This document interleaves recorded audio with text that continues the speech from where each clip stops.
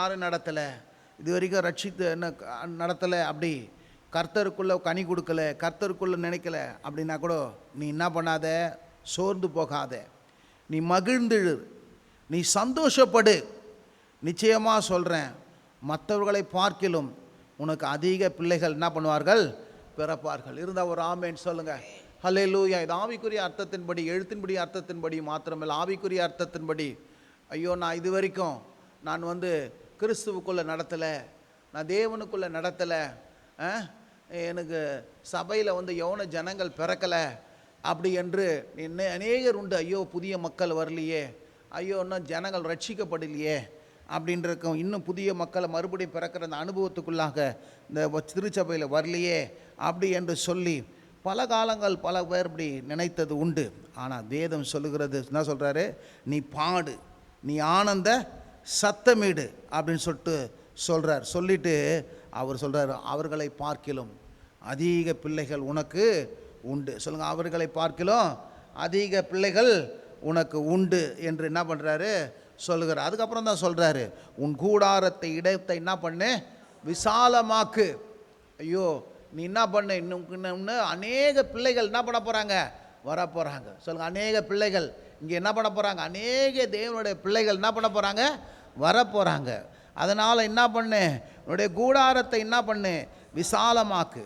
உன் வாசஸ்தலத்தை என்ன பண்ணு, விரிவாக என்ன பண்ணு இருக்குது. ஏதோ ஒரு பெரியவங்க வராங்க, இன்னும் கொஞ்சம் ஜனக்கூட்டங்கள் வருதுன்னா உடனே நம்ம என்ன பண்ணுறோம், சுத்தம் பண்ணுறோம், எல்லாம் பெருசு பண்ணுறோம், எல்லாம் இது பண்ணுற மாதிரி கர்த்தர் நம்முடைய என்ன பண்ணுது, ஆவிக்குரிய ஆசீர்வாதங்கள், பொருளாதார ஆசீர்வாதங்கள், குடும்பத்துக்குரிய ஆசீர்வாதங்கள் எல்லாவற்றையும் கர்த்தர் என்ன பண்ண போகிறார், ஒரு பிள்ளை பெறுவதை போல நமக்கு என்ன பண்ண போகிறார், தரப்போகிறவராய் இருக்கிறார். இருந்தால் ஒரு ஆமேன்னு சொல்லுங்கள். பிள்ளை பெறுவது எப்படி ஒரு ஆசீர்வாதமோ அதே போல் எல்லா விதமான ஆசீர்வாதங்களும் உன் வாழ்க்கையில் பிறக்க போகுது. இருந்தால் ஒரு ஆமேன்னு சொல்லுங்கள். அல்லேலூயா. ஆகவே நீ மனநொந்து இருக்காத, நீ சந்தோஷமாக இரு, நீ மகிழ்ச்சியாக இரு, நீ கர்த்தரை பாடு, நீ துதி. நிச்சயமாக சொல்கிறேன், உன்னுடைய எல்லாவற்றையும் என்ன பண்ணு, பெரிய சிந்தனையாக இரு.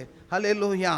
ஐயோ, இது பத்தாது, இன்னும் பெரிய காரியங்களை செய்யணும். இருந்தால் ஒரு ஆமேன்னு சொல்லுங்கள். இன்னும் பெருசாக்கணும், இன்னும் விரிவாக்கணும். இருந்தால் ஒரு ஆமேன்னு சொல்லுங்கள். நீ விரிவாக்கணும், உன்னை பெருசாக்கணும், எல்லாவற்றையும் உறுதிப்படுத்தணும். என்ன பண்ணணும், உன்னுடைய கயிறுகளையெல்லாம் நீளமாக்கணும், உன் மூளைகளெல்லாம், அந்த மூளைகள்னால் கார்னர்ஸ், இதையெல்லாம் என்ன பண்ணணும், நல்லா டென்ட்டுக்கு போடுறோம் என்ன பண்ணுவான், அந்த கார்னரில் இருக்கிற இது அடிச்சுட்டு அதை நல்லா இறுக்கப்பட்டுச்சு அதில் கட்டுவோம். அப்போ தான் என்ன பண்ண, டென்ட்டு என்ன பண்ணோம், டைட்டாக என்ன பண்ண முடியும், நிற்க முடியும். இருந்தால் ஒரு ஆமேன்னு சொல்லுங்கள். ஏன்னா ஏராளமான மக்கள் என்ன பண்ண போகிறாங்க, வரப்போகிறாங்க. இருந்தால் ஒரு ஆமேன்னு சொல்லுங்கள். உனக்கு சொல்கிற ஏராளமான ஆசீர்வாதங்களும் ஏராளமான நன்மைகளும் திருச்சபைக்கு நாங்கள் விசுவாசிக்கிறது, இன்னும் ஏராளமான மக்களும் இருந்தால் ஒரு ஆமேன்னு சொல்லுங்கள், வரப்போகிறாங்க. இருந்தால் ஒரு ஆமேன்னு சொல்லுங்கள்.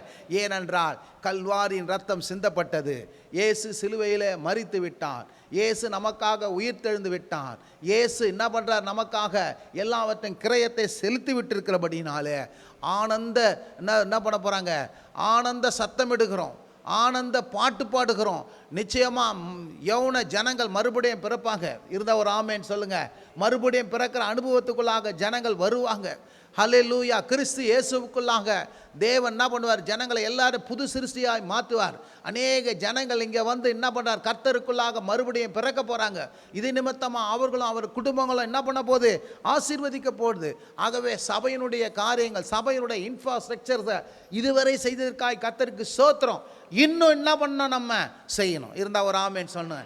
இன்னும் விரிவாக்கணும், இன்னும் விசாலமாக்கணும், இன்னும் மூளைகளை உறுதிப்படுத்த வேண்டும், இன்னும் பெரிதாக்க வேண்டும். இருந்தால் ஒரு ஆமேன்னு சொல்லுங்கள். கர்த்தர் சொல்கிறார், நீ வலப்புறத்திலும் இடப்புறத்திலும் இடகொண்டு பெருகுவா. இருந்தால் ஒரு ஆமேன்னு சொல்லுங்கள். லெஃப்ட்டும் ரைட்டும் நம்ம என்ன பண்ணோம், வர வர நம்ம என்ன பண்ண போகிறோம், பெருக போகிறோம். வலப்பக்கத்திலிருந்தும் இடப்பக்கத்திலிருந்தும் நமக்கு ஏராளமான ஆசீர்வாதங்கள் நம்மை நோக்கி வரப்போகுது. ஹல்லேலூயா. நம்முடைய சந்ததியார் சொல்லுங்கள், நம்முடைய நமக்கு ஒரு சந்ததி உண்டு. எழுத்தின் பிரகாரமான சந்ததியும் ஆவிக்குரிய சந்ததியும் நமக்கு உண்டு. இருந்தால் ஒரு ஆமேன்னு சொல்லுங்கள். ஹல்லேலூயா. அந்த சந்ததியார் என்ன பண்ண போகிறாங்க, ஹல்லேலூயா, பாழாய் அந்த சந்ததியார் என்ன பண்ண போகிறாங்க, பெருக போகிறாங்க. ஹல்லேலூயா. நம்முடைய சந்ததியார் என்ன பண்ண போகிறாங்க, எல்லாம் பாழாய் கிடந்த பட்டணத்தை எல்லாம் என்ன பண்ண போகிறாங்க, குடியேற்ற போகிறாங்க. எல்லாம் வந்து என்ன பாழாய் கிடக்கிறதெல்லாம் கர்த்தர் என்ன பண்ண குடியேற்றுகிற ஒரு பட்டணம் போல நம்முடைய சந்ததியார் மாற போகிறாங்க. ஹல்லேலூயா. உன்னுடைய வீடு பாழாய் கிடக்க போகிறதில்ல, உன்னுடைய குடும்பம் பாழாய் கிடக்க போகிறதில்ல, உன் வேலையும் தொழிலும் ஊழியம் எதுவும் இனிமேல் பாழாய் கிடக்க போகிறதில்லை. ஹல்லேலூயா.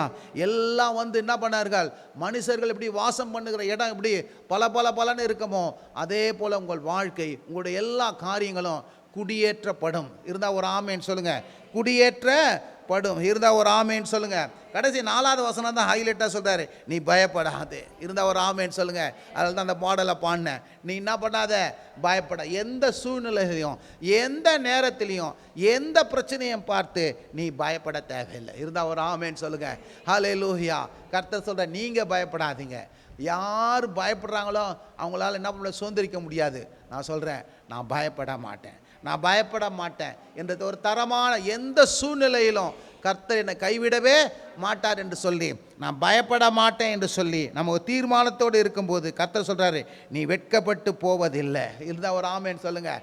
நீங்கள் யாருங்க இனிமேல் என்ன பண்ணுறதில்ல, வெட்கப்பட்டு போவது இல்லை.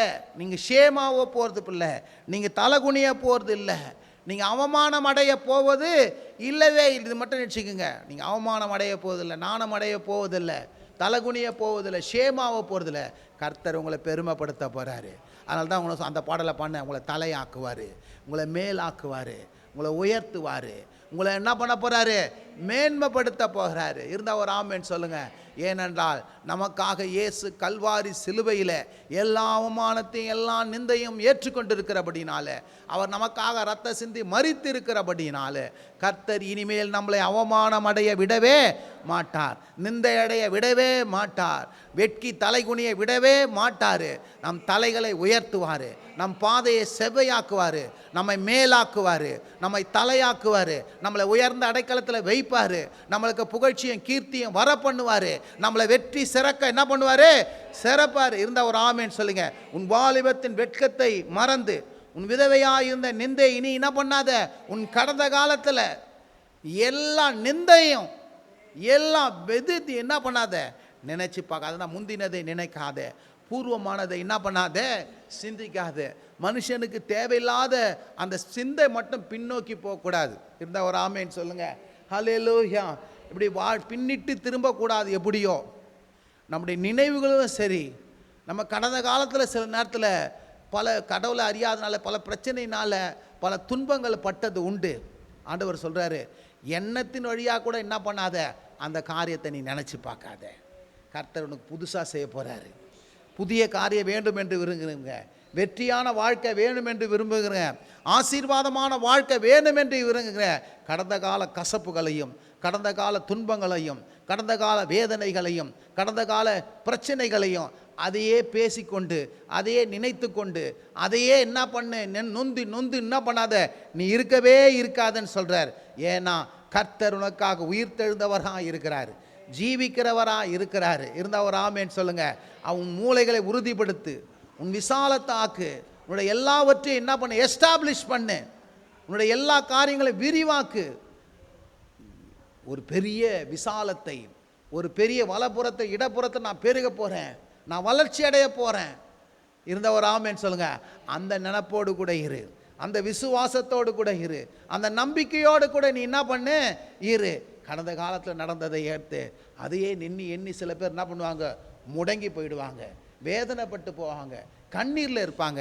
ஆனால் நீங்களும் நானும் இனி ஒருபோது என்ன பண்ணக்கூடாது, அப்படிப்பட்ட காரியங்களை நினைத்து கூட பார்க்கக்கூடாது, அதை யோசித்து கூட என்ன பண்ணக்கூடாது, பார்க்கக்கூடாது. அதனால் நம்ம என்ன சொல்லணும், கர்த்தர்கிட்ட, கர்த்தாவே கிருபையாய் தயவாய் எனக்கு நீர் உதவி செய்யுங்க. என் வாழ்க்கையில் கடந்த காலம் நடந்த காரியங்களை நான் என்ன பண்ணக்கூடாது, இனி நினைக்கக்கூடாது.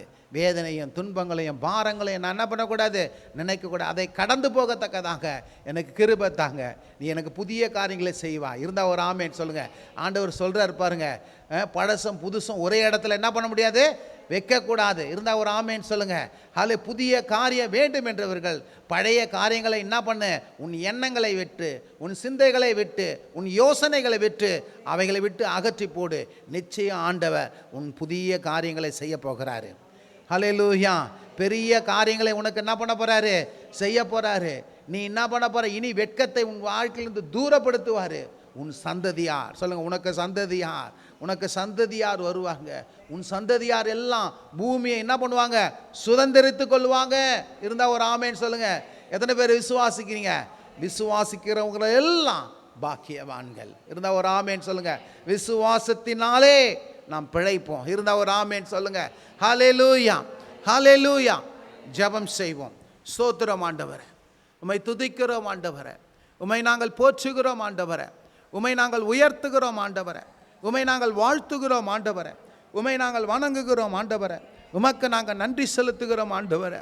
வாழ்க வாழ்க வாழ்க வாழ்க வாழ்க என்று சொல்லி இந்த காலை வேளையில் அந்த நாமத்தை நாங்கள் வாழ்த்துகிறோங்க தாமே. மெய்யாகவே கர்த்தாவே, எங்களை வலபுறத்திலும் இடபுறத்திலும் இடகொண்டு பெருக செய்கிறபடியால் எங்களுக்கு சந்ததியார்கள் ஆண்டவரே அப்பா சோத்திரம் இந்த பூமியை ஆண்டவரே ஆண்டு கொள்வார்கள் என்று சொல்லியிருக்கிறீங்களே, மெய்யாகவே நீர் அப்படி செய்ய போகிறீரே, அதற்காக உமக்கு ஸ்தோத்திரம். எங்களுடைய எல்லாவற்றையும் நீர் விரிவாக்க போகிறீங்க. எங்களுடைய எல்லா காரியங்களையும் நாங்கள் உறுதிப்படுத்துவதற்கு ஏற்ற கிருபையும் பலனையும் நீங்கள் தாங்க. சொல்லப்பட்ட ஆசீர்வாதங்களை எங்கள் வாழ்க்கையில் சுதந்திரிப்பதற்கு ஏற்ற கிருபையும் பலனையும் உதவிக்கரத்தையும் நீங்கள் நீட்டுங்க. இந்த காலை வேளையில் வந்த ஒவ்வொருவரையும் கர்த்தர் ஆண்டவரை அவள் முந்தின வாழ்க்கையை காட்டிலும் பிந்தினதை நீர் ஆசீர்வதிங்க. பிந்தைய ஆசீர்வாதம் பெருசாக இருந்தது போல ஆண்டவரே பெரிய ஆசீர்வாதத்தினால இவர்கள் ஒவ்வொருவரையும் இடை கட்டுங்க. உமக்கே நாங்கள் கனமும் துதியும் மகிமையும் செலுத்துகிறோம். இயேசுவின் நல்ல நாமத்தினால் செபிக்கிறோம் எங்கள் நல்ல பிதாவே, ஆமேன், ஆமேன். என் ஆத்துமாவே கர்த்தரை ஸ்தோத்திரி, என் முழு உள்ளமே அவருடைய பரிசுத்த நாமத்தை ஸ்தோத்திரி. என் ஆத்துமாவே கர்த்தரை ஸ்தோத்திரி, கர்த்தர் செய்த சகல உபகாரங்களையும் மறவாதே. ஆமேன். நம்முடைய கர்த்தராகிய இயேசு கிறிஸ்துவின் கிருபையும் பிதாவாகிய தேவனுடைய அன்பும் பரிசுத்த ஆவியினுடைய அந்யோன்ய ஐக்கியம் சமாதானம் என்றும் நம்மோடு கூட இருப்பதாக. ஆமேன். Praise the Lord.